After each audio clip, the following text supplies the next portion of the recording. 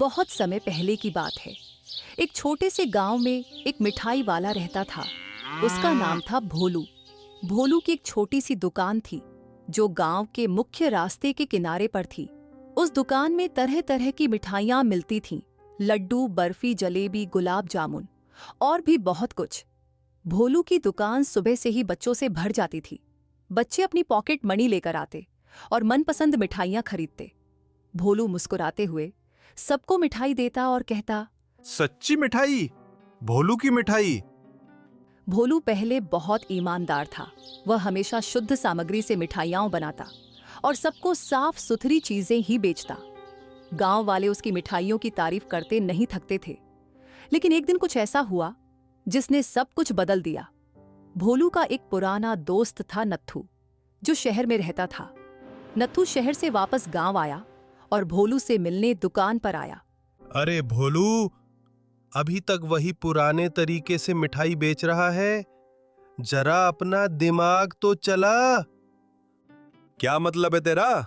मिठाई तो मिठाई ही है। मैं शुद्ध सामग्री से बनाता हूं और सबको पसंद भी आती है।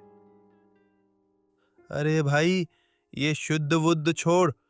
शहर में लोग मिलावट करते हैं और दाम दोगुना कमाते हैं। तू भी मिलावट कर मुनाफा कमा।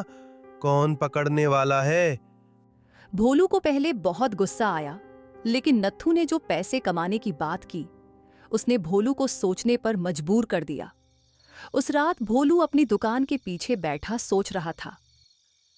सच कहूं तो मेहनत तो बहुत करता हूं, लेकिन बचत कुछ भी नहीं। अगर थोड़ा बहुत मिलाकर मिठाई बनाऊं तो शायद थोड़ा ज्यादा कमा लूं। आखिर गांव वालों को क्या पता चलेगा? अगली सुबह भोलू ने जलेबियों में हल्का सा सिंथेटिक रंग डाल दिया, लड्डू में सस्ता घी मिलाया और गुलाब जामुन में दूध की जगह पानी का उपयोग किया। देखने में मिठाई वही थी, लेकिन स्वाद थोड़ा बदल गया। पहले दिन किसी को कुछ समझ नहीं आया। बच्चे आए, मिठाई खाई, पैसे दिए और चले गए। भोलू ने दुकान बंद की और मुनाफा गिनते हुए मुस्कुराया। वाह, आज तो आमदनी दुगनी हो गई। धीरे धीरे मिलावट बढ़ती गई। भोलू ने अब हर मिठाई में कोई न कोई घटिया चीज डालनी शुरू कर दी। मिठाइयां अब सस्ती बनती, ज्यादा बिकती और भोलू अमीर होता जा रहा था।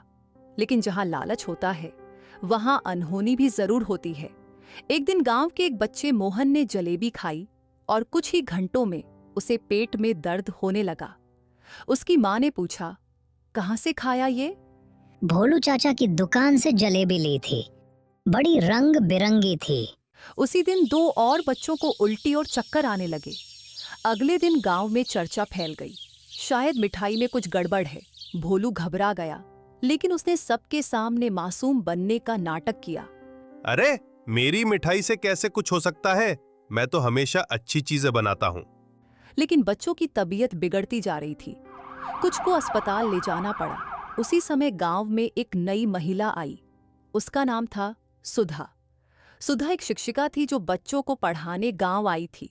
जब उसे बच्चों की तबीयत का हाल पता चला तो उसने गहराई से पता लगाने की ठानी। सुधा सीधे भोलू की दुकान पर गई और बोली, भोलू जी, आपकी मिठाइयाँ बहुत मशहूर है। क्या मैं एक जलेबी ले सकती हूँ?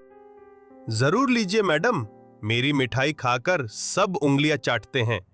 सुधा ने जलेबी खरीदी और उसे शहर की एक लैब में जांच के लिए भेज दिया। कुछ ही दिनों में रिपोर्ट आई। गांव की शिक्षिका सुधा ने जब मिठाई की लैब रिपोर्ट देखी तो वह चौंक गई। रिपोर्ट में साफ लिखा था, इस मिठाई में सस्ता केमिकल रंग, मिलावटी घी और अशुद्ध पानी का उपयोग किया गया है। ये स्वास्थ्य के लिए अत्यंत हानिकारक है। सुधा ने तुरंत गांव के लोगों को बुलाकर शाम को स्कूल के प्रांगण में एक छोटी सभा बुलाई। बिना किसी पंचायत के ये एक आम चर्चा थी, जिसमें माता पिता, बच्चे और बुजुर्ग सभी आए। सुधा ने सबके सामने रिपोर्ट पढ़ी। भीड़ में हलचल मच गई। किसी ने कहा, तो भोलू ने हमें धोखा दिया। हमने तो हमेशा उस पर भरोसा किया। हम सबको गुस्सा है, लेकिन हमें यह भी देखना होगा कि क्या हम इस गलती से सीख सकते हैं। अगले दिन भोलू की दुकान पर कोई नहीं आया। वह पूरे दिन खाली बैठा रहा। शाम को जब सूरज ढलने लगा तो वह उदास होकर अपनी दुकान बंद करने लगा। तभी सुधा वहां आई। क्या आप भी खुद को सही मानते हो भोलू जी? भोलू की आंखों में पानी आ गया। उसने नीचे सिर झुका लिया। मुझे लालच ने अंधा कर दिया था मैडम। मैंने सोचा था किसी को पता नहीं चलेगा, लेकिन अब समझ आया कि मैंने बच्चों के जीवन से खेला है। पछताना अच्छी बात है, लेकिन अब तुम्हें ये गलती सुधारनी होगी। अगर सच में माफी चाहिए तो साफ सुथरी मिठाइयां बनाओ। भोलू ने अगले ही दिन अपनी पूरी दुकान की सफाई की। उसने सारी मिलावटी सामग्री फेंक दी और नई शुद्ध सामग्री मंगवाई। कुछ दिनों तक कोई ग्राहक नहीं आया, लेकिन सुधा ने बच्चों को समझाया कि अगर कोई अपनी गलती मानकर सुधारना चाहता है तो उसे एक मौका जरूर देना चाहिए। धीरे धीरे गांव के कुछ लोग फिर से दुकान पर आने लगे। भोलू अब मुस्कुराकर कहता, अब है सच्ची मिठाई, दिल से बनाई। इस बार मिठाइयों का स्वाद कुछ और ही था। यह सिर्फ शक्कर और घी का स्वाद नहीं था, ये ईमानदारी और पश्चाताप की मिठास थी। कुछ महीनों बाद भोलू ने दुकान के बाहर एक बोर्ड लगवाया, यहां सिर्फ शुद्ध मिठाई मिलती है, बच्चों की सेहत से कोई समझौता नहीं। भोलू अब बच्चों को मिठाई देने से पहले हाथ साफ करता, डिब्बों को ढककर रखता और हर चीज को स्वच्छता से पेश करता। उसकी दुकान अब पहले से ज्यादा मशहूर हो गई थी।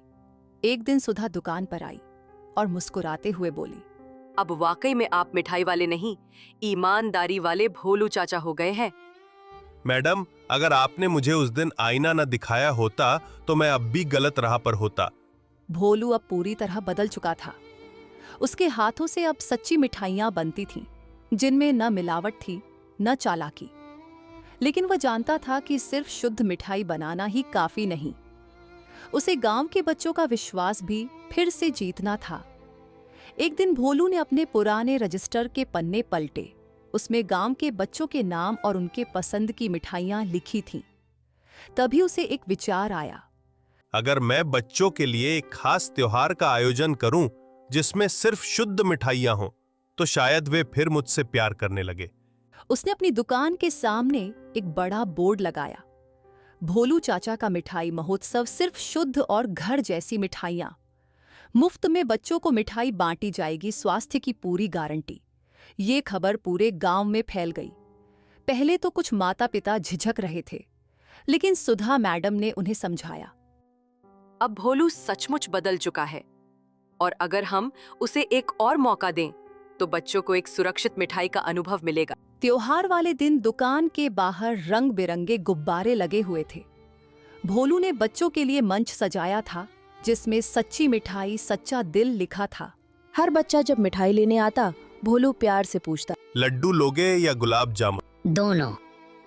बच्चों को मिठाई के साथ साथ एक छोटी सी किताब भी दी जा रही थी, स्वास्थ्य और मिठाई, भोलू चाचा से सीख, जिसमें लिखा था कि कैसे मिलावटी चीजें सेहत बिगाड़ती हैं और शुद्धता क्यों जरूरी है। बच्चों की मुस्कान देख गांव के बुजुर्ग भी भावुक हो गए। एक बूढ़े दादाजी बोले, भोलू, तुझ में सच्चा बदलाव आया है। पहले तू मिठाई वाला था, अब तू बच्चों का शिक्षक बन गया है। अब भोलू हर रविवार को बच्चों को मिठाई के साथ एक छोटी सी कहानी सुनाता, कभी लालच की, कभी ईमानदारी की और कभी दोस्ती की। गांव की शिक्षिका सुधा ने एक नई परंपरा की शुरुआत की, ईमानदारी पाठशाला, जहां भोलू चाचा भी शिक्षक बने।